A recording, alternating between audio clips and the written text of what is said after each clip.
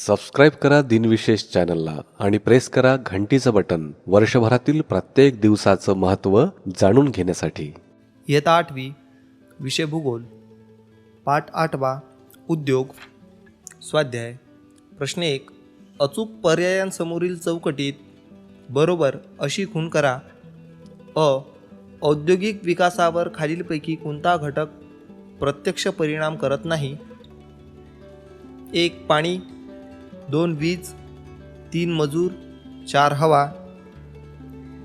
उत्तर 4. हवा. आ. खालीलपैकी कोणता उद्योग हा लघु उद्योग आहे? 1. यंत्रसामग्री उद्योग, 2. पुस्तक बांधणी उद्योग, 3. रेशीम उद्योग, 4. साखर उद्योग, 2. पुस्तक बांधणी उद्योग. ई. खालीलपैकी कोणत्या शहरात माहिती तंत्रज्ञानाचे केंद्र नाही? 1. जुनी दिल्ली, 2. नवी दिल्ली, 3. नोएडा, 4. बंगळुरू. उत्तर 1. जुनी दिल्ली. ई. उद्योगांना नफ्यातील 2% रक्कम कशासाठी वापरणे अनिवार्य आहे? 1. आयकर, 2. उद्योगांचे सामाजिक दायित्व, 3. वस्तू व सेवा कर, 4. विक्री कर. 2. उद्योगांचे सामाजिक दायित्व. प्रश्न 2. खालील विधाने सत्य की असत्य ते लिहा. असत्य विधाने दुरुस्त करा. अ. देशातील लघु व मध्यम उद्योग अवजड उद्योगांना मारक ठरतात. उत्तर अयोग्य. दुरुस्त विधान.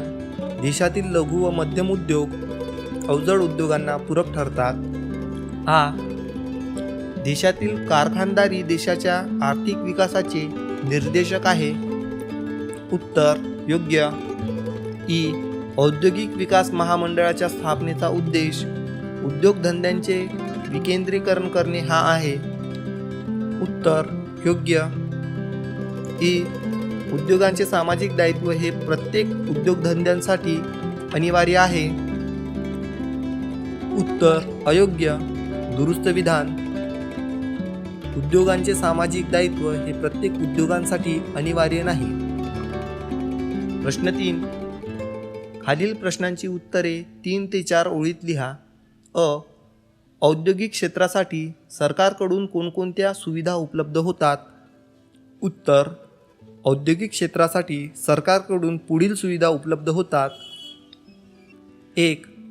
औद्योगिक क्षेत्रातील उद्योगांना सरकारकडून वीज, पाणी, कर यांमध्ये सवलती दिल्या जातात. 2. औद्योगिक क्षेत्रातील उद्योगांना सरकारकडून सवलतीच्या दरात जमीन उपलब्ध करून दिली जाते. आ. औद्योगिक विकासाचा राष्ट्रीय विकासावर कसा परिणाम होतो हे तुमच्या शब्दात लिहा. उत्तर 1. औद्योगिक विकासामुळे रोजगाराची पातळी वाढते. 2. देशातील लोकांना रोजगार मिळाल्यामुळे दरडोई उत्पन्नात वाढ होते व परिणामी लोकांचे राहणीमान उंचावते. 3. औद्योगिक विकासामुळे देशाच्या स्थूल राष्ट्रीय उत्पन्नात वाढ होते. 4. देशातील उत्पादित वस्तूंची निर्यात केली असता त्यापासून देशाला परकीय चलन प्राप्त होते. अशा प्रकारे औद्योगिक विकासाचा राष्ट्रीय विकासावर परिणाम होतो. ई. उद्योगांच्या सामाजिक दायित्वाच्या उपयुक्ततेबाबत तुमचे मत थोडक्यात व्यक्त करा. उत्तर 1. समाजातील मोठ्या प्रमाणावर नफा कमवणाऱ्या उद्योजकांनी अथवा उद्योग समूहाने आपल्या नफ्यातील काही टक्के रक्कम समाजहितोपयोगी कार्यासाठी खर्च करणे म्हणजे सामाजिक दायित्व होय. 2. उद्योगांच्या सामाजिक दायित्वात उद्योजक अथवा उद्योग समूह अ. शैक्षणिक किंवा आरोग्यविषयक सुविधा पुरवू शकतात. ब.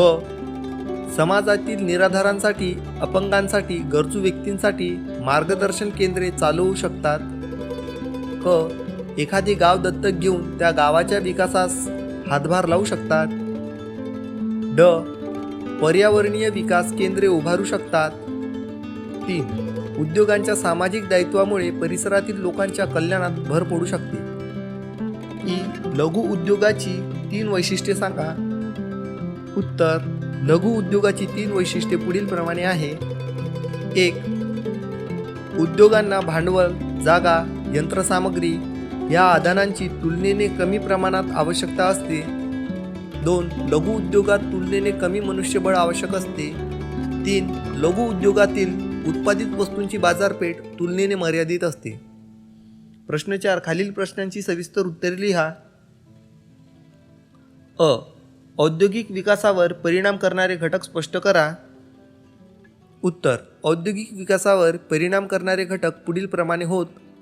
1. प्राकृतिक रचना, कच्चा माल, मनुष्यबळ, पाणीपुरवठा, वाहतुकीच्या सोयीसुविधा, भांडवल, बाजारपेठ, शासकीय धोरणे, राजकीय परिस्थिती इत्यादी घटक एखाद्या देशातील औद्योगिक विकासावर परिणाम करतात. 2. उदाहरणार्थ घनदाट वनप्रदेश, पर्वतीय प्रदेश, वाळवंटी प्रदेश इत्यादी ठिकाणी प्रतिकूल प्राकृतिक रचनेमुळे आणि वाहतुकीच्या सोयीसुविधा मर्यादित प्रमाणात उपलब्ध असल्यामुळे औद्योगिक विकास पुरेशा प्रमाणात होत नाही. 3. उदाहरणार्थ सुपीक मैदानी प्रदेशात शेती व्यवसायाची भरभराट होते. शेतमाल इतर अनेक व्यवसायांत कच्चा माल म्हणून उपयोग होत असल्यामुळे अशा प्रदेशात इतर उद्योगांच्या विकासास चालना मिळते. आ. महाराष्ट्र औद्योगिक विकास महामंडळाचे फायदे लिहा. उत्तर. 1. महाराष्ट्र राज्य औद्योगिक विकास महामंडळाची स्थापना 1 ऑगस्ट 1962 रोजी झाली. 2. महाराष्ट्र राज्य औद्योगिक विकास महामंडळाद्वारे महाराष्ट्रातील प्रत्येक जिल्ह्यात औद्योगिक क्षेत्राची निर्मिती करण्यात आली. 3. या औद्योगिक क्षेत्रातील उद्योगांना सरकारकडून जमिनीचे दर, वीज, पाणी, कर यांमध्ये सवलती दिल्या जातात.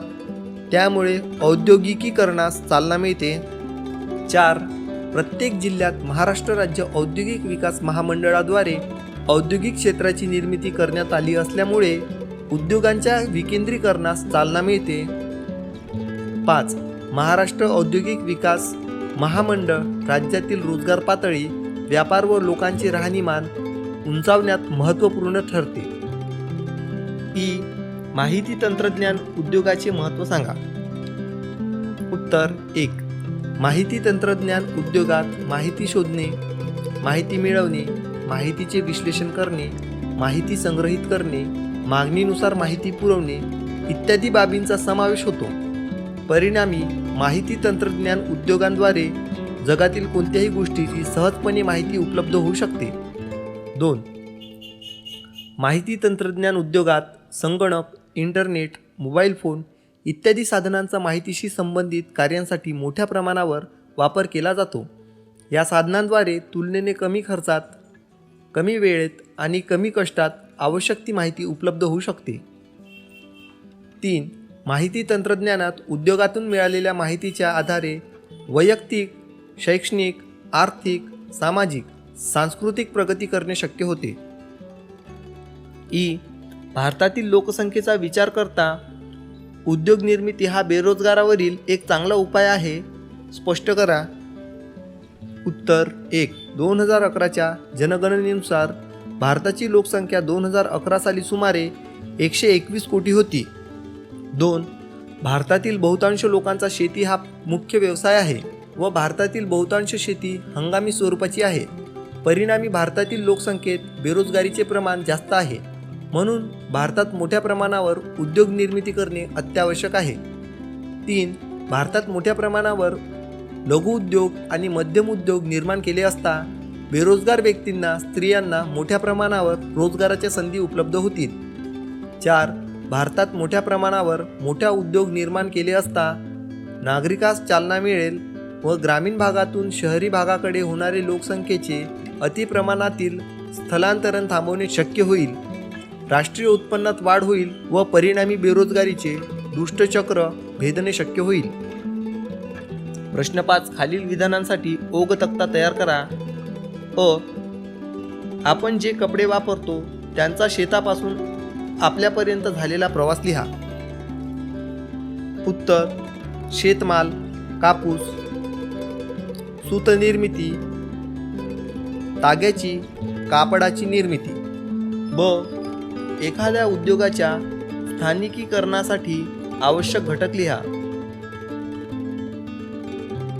उत्तर एखाद्या उद्योगाच्या स्थानिकीकरणासाठी आवश्यक घटक. प्राकृतिक घटक 1. प्राकृतिक घटक 2. मृदा 3. खनिज संपत्ती 4. पाणी पुरवठा. आर्थिक घटक 1.